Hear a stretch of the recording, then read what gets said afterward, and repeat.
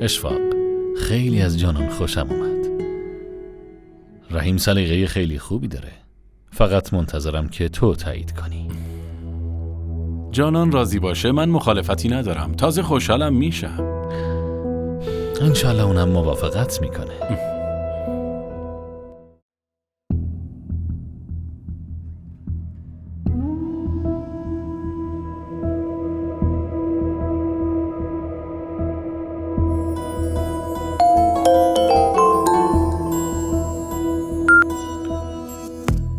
بله جانم رحیم.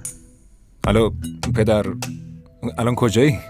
من و اشفاق با هم هستیم. آره عزیزم، ما به خاطر همون قضیه اومدیم خونه جانان. بعداً با هم صحبت میکنیم. باشه؟ باشه.